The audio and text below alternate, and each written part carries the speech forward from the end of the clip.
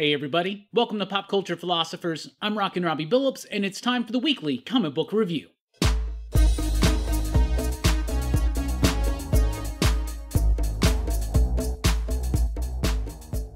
That's right everybody, thanks for checking out the video. I am Rockin' Robbie Billups. This is the weekly comic book review. It's the show where I read a lot of comic books, and I let you know what I thought about them. And I do want to highlight dynamicforces.com real quick. Check out their website. They got great limited edition covers, CGC books, signed books, remarks, amazing content over at dynamicforces.com. And be sure to enter Robbie at your cart and save 10%. And we always start with the pick of the week. This week's pick of the week, Mazebook issue number 4 from Dark Horse Comics, written and illustrated by Jeff Lemire. This has been a really great book. It's about a dude whose daughter had died sometime back in the past from cancer. His marriage fell apart shortly after that, and now his life is just going down this downward spiral, right, of depression, anxiety, despair, nothingness, right? He gets a phone call one night. He thinks it's his daughter. She had an obsession with maze books, and so he gets all these maze books. He finds out that the city is referencing this one certain maze, and he thinks he's going to go into this hidden maze in the city and find his daughter. Well, man, the way that this story has developed out over the course of the last 3 issues, all leading up to this, the 4th issue. This is not the final issue. There's at least, I think, 2 more. I think it's a 6-parter. Maybe. Anyway, this was a really great issue. The way that the book is laid out, the composition, the design, most of the panels are actually like little maze blocks or maze paths. And the way that that thematically is tied in with the internal struggle of this dude, I loved it. I thought this was great. I love the design. You'll notice too, as you're reading it, you can follow a path and it goes from page to page. So it's really interesting, really cool stuff. I'll show you a little bit of what I'm talking about. See how it kind of goes like this, and then the next one, see, you start down here, you go down, you go down. Anyway, it's really freaking fantastic. It's cool. I love that artistic flair that Jeff Lemire has when he's doing the illustrations. It's different. It's his own unique style, but it works so well, especially for the subject matter involved in here. Plus, you got a talking dog, and I'm always happy with the talking dog. Mazebook, issue number 4. That's the pick of the week. Also from Dark Horse, we got Cloaked, issue number 1. This is from Mike Richardson and Jordi Armengol. This book was okay. I really was not expecting to really like this book much at all. Most of these superhero Dark Horse books, especially the ones that Richardson himself writes, I usually just don't really like them that much, but I thought this one was kind of okay. The basic premise is that there's this character, this vigilante. He's kind of Batman-esque, and he's been gone for 25 years. So this private investigator gets hired and paid a lot of money to solve the mystery of who was this dude, and his first stop is hanging out with his former sidekick, and there's a whole story there. The book itself has got pretty weak artwork, in my opinion. The story is interesting, and the dialogue's a little bit stiff, but there was still something about this that I enjoyed. So I thought it was okay. Let's jump over to Marvel. We got Hulk issue number 2 out from Marvel this week. Donny Cates' 2nd issue on Hulk with Ryan Ottley, Frank Martin. Love the artwork in this book. I absolutely love it. The artwork is big, it's bombastic, it's explosive. It's exactly what it needs to be to have a really kinetic, fun, frenzyful Hulk book, right? Story though, I'm just not digging this concept. I'm not digging it at all. Bruce Banner is basically controlling the Hulk from the inside, and instead of just having him control the Hulk, he's like turned the Hulk into a starship, and now he's trying to escape reality. I don't know. There are parts of this that are interesting in concept, but for the most part, I just like, this is it. This is the big thing. He's driving the Hulk around like he's a starship, so he's got wings and a visor, and I don't know. Really like the artwork. It's not necessarily a bad issue, but I'm just not digging on that concept. But I'll give Donnie a few more issues and see how it works out. The book is okay, but it's not as strong as I think people are wanting it to be. Then we have Wastelanders, Wolverine issue number 1. This is a one-shot in a series of one-shots where we're going back to the world of the Wasteland, the world of Old Man Logan. Now, I believe that these one-shots are based on a podcast, like a storytelling podcast, an audio drama, something like that, I think. That being said, it was all right. It didn't really do too much. It just goes back to that world, you know? Like, if you liked Old Man Logan and you can't get enough of that world, maybe you want to check this out. They've also done Old Man Hawkeye, Old Man Star-Lord, or Old Man Quill, I should say. Those are going to kind of all blend together into one world, one story, something like that. But anyway, this one was just all right. The artwork by Ibrahim Mustafa, friend of the show, really cool. Like that. Thought that was super solid. But the story was just all right. It was decent enough. But I like Old Man Logan, but I don't like it enough to where I want to just go back and live in this world over and over again. There were some story choices in here that I didn't really quite dig on, but the artwork was pretty solid. And it was it was decently paced. Let's just say that. The Strange Academy is here with issue number 14. Really like this issue. This is one of Marvel's best undersung comics out there. It has maintained a consistent quality in each and every issue, and it's because it's the same artist. Humberto Ramos has been on every single issue of this book. Scotty Young, it's basically the Hogwarts in the Marvel Universe. All these different characters picked from these different corners of the magical Marvel Universe thrown together in a school where they're being taught by Brother Voodoo and Scarlet Witch and Magic and other characters how to use their powers, how to develop these powers. And these characters are instantly relatable and cool and recognizable. I'm having a lot of fun with it. This one, they're starting to like teach them time travel. So we get a little bit of a glimpse of the future, which adds some more stakes to the book. Really like this book. It's super solid. If you haven't checked out Strange Academy, it's one of Marvel's best, most consistent books right now. Issue number 14 did not let me down. Then we got The Thing, issue number 2. Really cool to have a Kevin Eastman cover for The Thing. That's awesome. Everything inside, though, wasn't very awesome. Artwork in this book is cool. I really do like the artwork. It's got this nice sense of style and design. I like the coloring. The story, though, doesn't do much for me. It doesn't cement itself as being an important thing story. It's not really doing much with the character of Ben Grimm. It's doing things with other characters around him. But it just kind of, it's just not right. There's something not right about the story. There's something about the beats, something about the way the story unfolds that is just not quite right to me. And the ending on this was just so abrupt and sudden, and Thing's response was so whack and weird. But I really like that Kevin Eastman cover. Like I really, really do. Then we got Savage Avengers issue 27. This is the penultimate issue, I believe. There's one more wrapping up this big story that Jerry Duggan's been building up to since issue number 1. Kind of a quick ending, right, for all of the buildup, but then the ending extends out a little bit and makes a very well-rounded ending and finale to the story, especially now that it's got a coda to come. So there's one more issue where we get to let things breathe and settle a little bit and probably deal with the fact that Conan shouldn't always be in the Marvel Universe. That being said, I was instantaneously, when this book announced, against the idea of Conan being in the Marvel Universe. This has turned out to be a very fun, action-centric Marvel title that has maintained a consistency. It's not been the greatest book, but it's been solid, and it has stayed solid throughout. Savage Avengers issue 27. I dug it. Jumping over to DC, we got Batgirls issue number 1. This is a new one from Becky Cloonan, Will Conrad, Jorge Corona. Really, really dig on the artwork in this book. It is the artist of The Me You Love in the Dark or Middle West. It's got a gritty texture to it, a little bit more gritty than what we've seen in The Me You Love in the Dark. A little bit more like Middle West, but not quite as colorful as that one, though the colors do work, and it's striking, and it's cool. The basic gist of this is that Barbara Gordon has got Cassandra and Stephanie Brown kind of like working for her now. They're the Batgirls. They're doing the work for her. They're relocating because they got the Seer. This is left over from the Magistrate. The Seer is after them, and they're trying to go super low tech and super DL and all that kind of stuff. And the story's okay. It doesn't really quite have enough of an action-packed oomph for a first issue to really utilize the excitement and energy in those comic book art pages.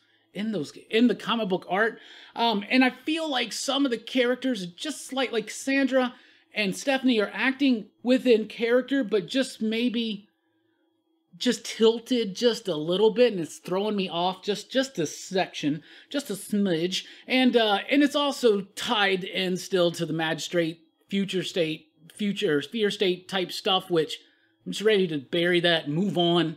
And it keeps reminding us, so could have been a bit more punchy as far as action goes, as far as concept, and it does kind of feel like it takes a while for it all to develop, but it was decent enough. Batgirls was okay, so we'll say that. Batman the Imposter, issue number 3. A decent enough conclusion, but it doesn't live up to the hype and excitement that was built up with issue number 1. Andrea Sorrentino's artwork with Jordi Belair on the coloring is phenomenal in this book. That is exceptional. Great layouts and composition. Amazing use of color.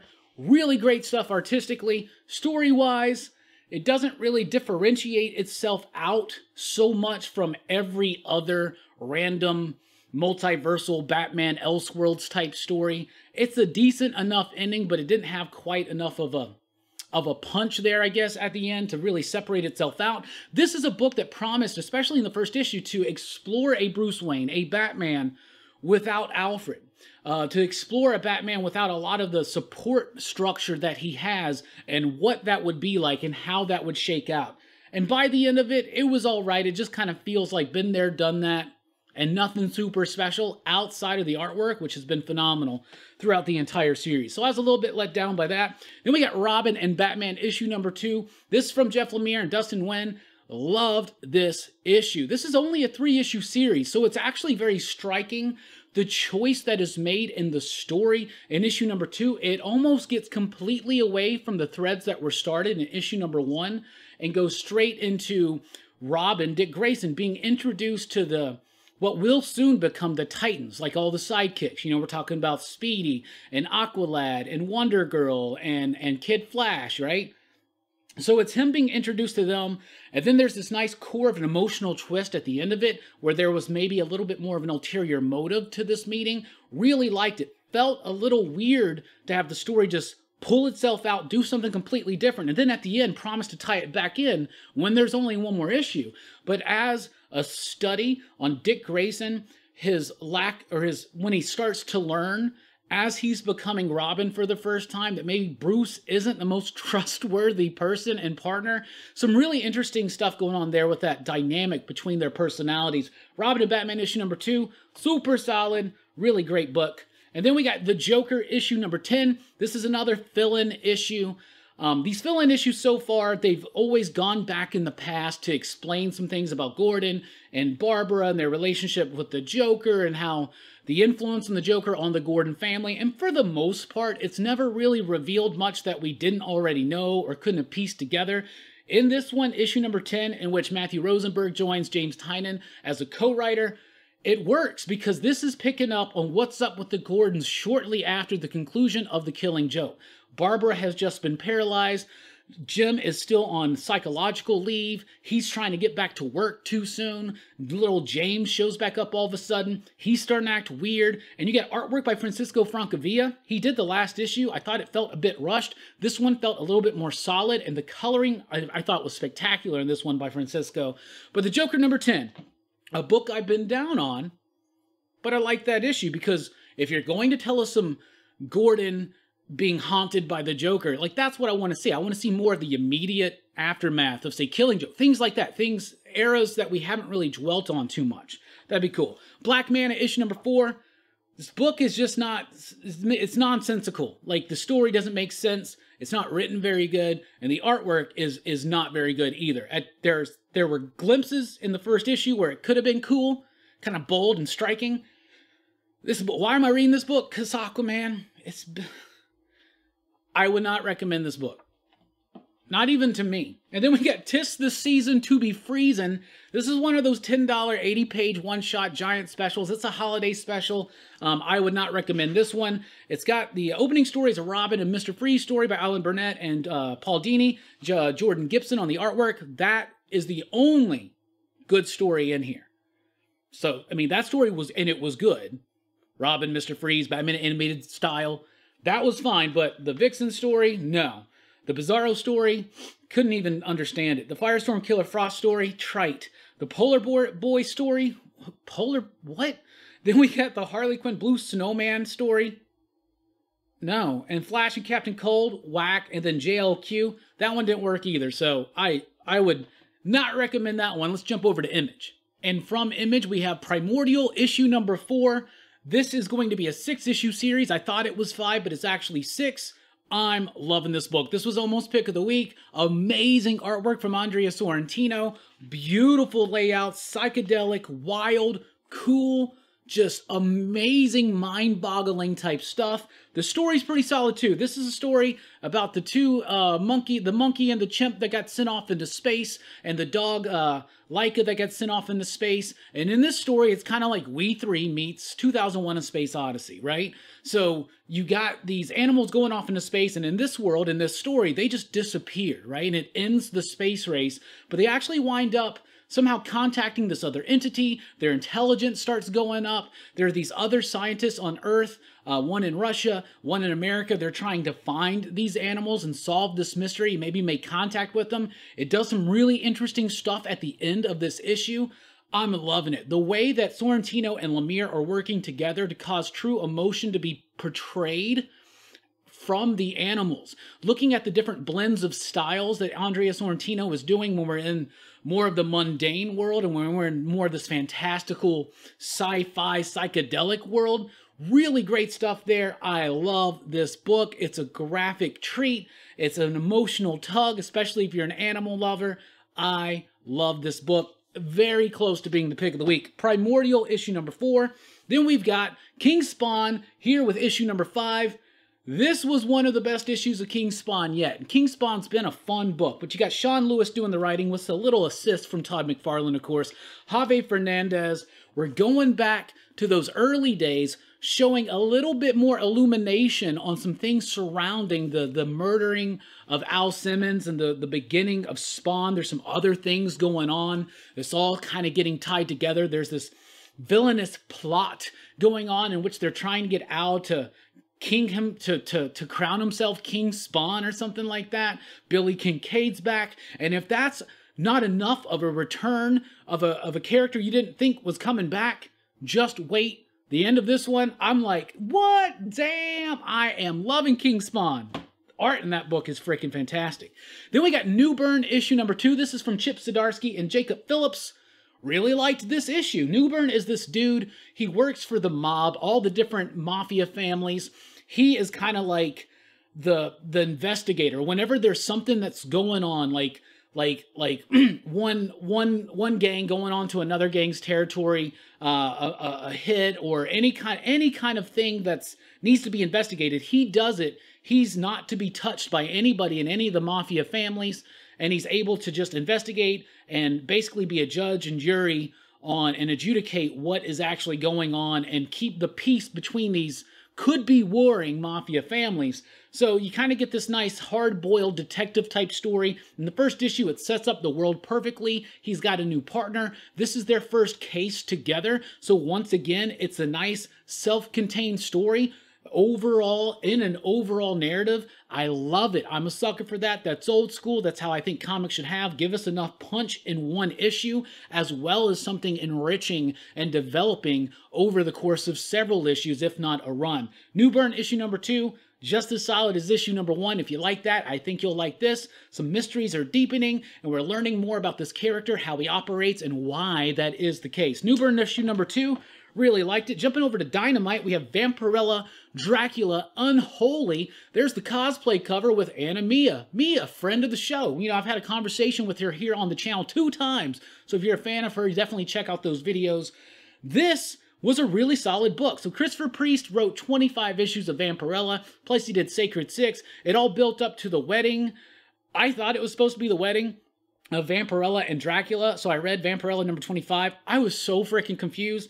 This one explains a lot more about what's actually been going on. So even if you haven't been reading Vampirella, you could be like me and jump in here and it kind of like catches you up pretty quickly. Basically what's happened is Dracula has died, and there was this, his essence was turned into a virus and infected this human. So this human is going to slowly turn into Dracula. So you got all these different factions going after him. And Vampirella has determined that the way to save him is to marry him, take him to Transylvania, and perform some kind of magical rite. So that's what's going on. The artwork's pretty solid. I'm liking this book. There's always been something appealing to me about the character Vampirella, so I'm excited to finally get in on the ground floor and start. And like I said, Christopher Priest is a solid writer, so I enjoyed that book. Then we have Sheena, Queen of the Jungle, issue number 2.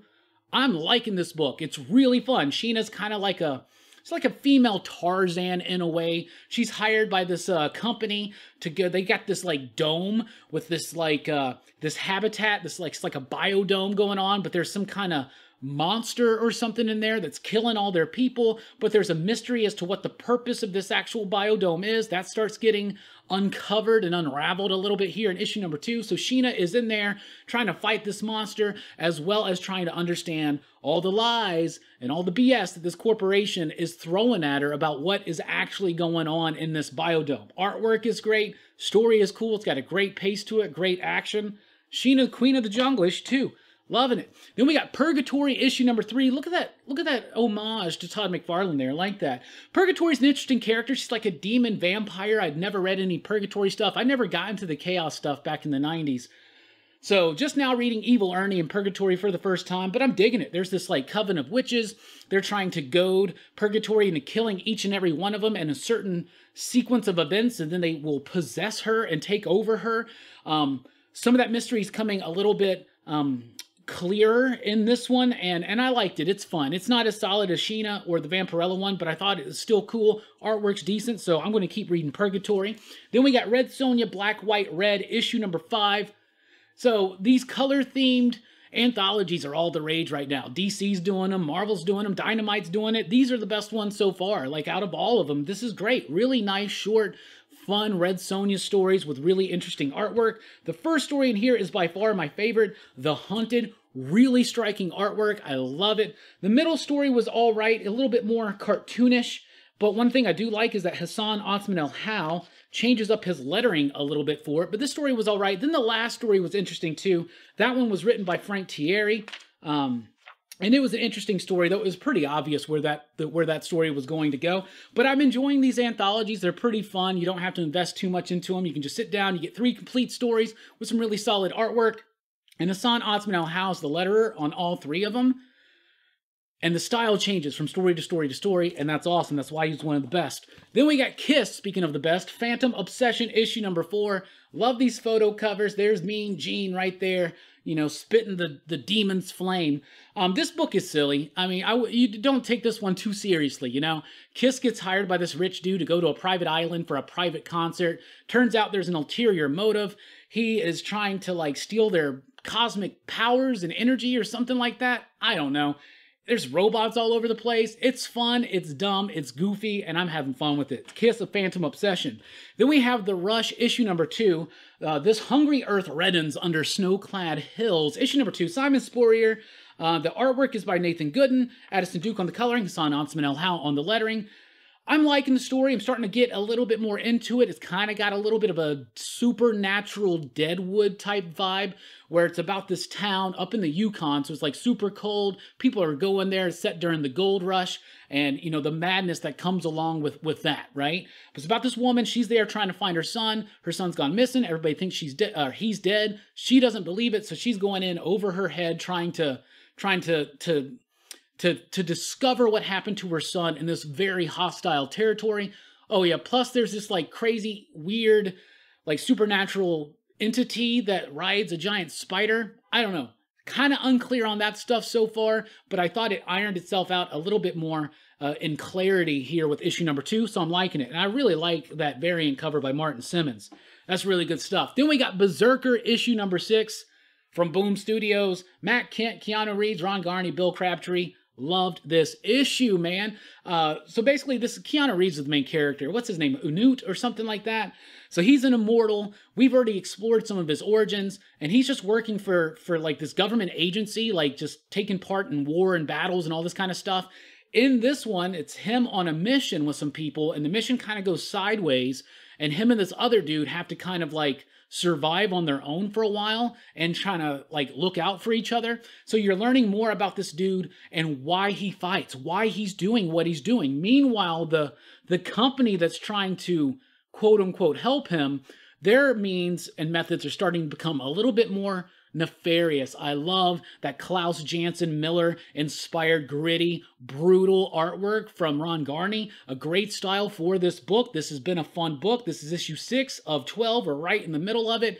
And the tension's building. We're getting deep into the character, but it does not hold back on, like I said, brutality and violence. Really great stuff. Berserker number 6. Did he just say? Watch your language. Anyway, regarding the matter of Oswald's body, issue number 2, I almost didn't read this one, and I probably shouldn't. I just don't like it. So it's written by Christopher Cantwell. Awesome artwork by Luca Casaguanguida. Probably butchered that one. Anyway, I love the artwork, but the story's just muddy. It's hard to decipher. I get what it is. So basically, the people responsible for the conspiracy on the JFK killing, right? They have assembled a team of people who are basically trying to find a replacement body for Lee Harvey Oswald, though they don't quite know what they're doing.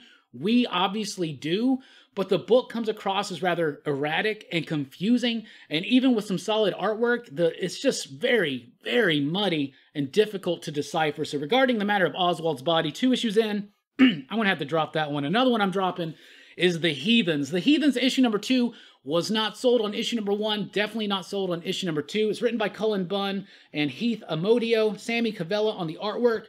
Artwork's got some really great layouts, some really great panel design, some great composition on the page. Really interesting things being done, but the story, once again, word of the day, is muddy. It's not clear. It's all over the place. It's trying to give us the backstory on some of these characters, and what it is these are characters that have been pulled from hell. Like Billy the Kid's one of them. There's some other historical figures. They're led by Stalin. They're sent loosed on Earth to hunt down other escapees from hell. In particular, in this one, Jack the Ripper. But it's all over the place. It's not easy to follow. The artwork is great, but the story, it's just not working for me. So The Heathens, one I'm going to have to let go. Kind of a light week this week, but be thankful for it because the holiday season is here. We could all use every bit of extra money that we can save right now because I guarantee you, next week probably going to be a big-ass week. Anyway, thank you all so much for checking out the video. What are you reading? What are you digging? Let us know in the comments down below. I'm Rockin' Robbie Billups. Please be sure to like, share, and subscribe. Check us out over at patreon.com/PCP if you want to help support the channel. I've been Rockin' Robbie Billups. Be sure to like, share, and subscribe. I've already said all that, didn't I? Yeah, okay. Thanks for rocking with us. Keep on reading. Station.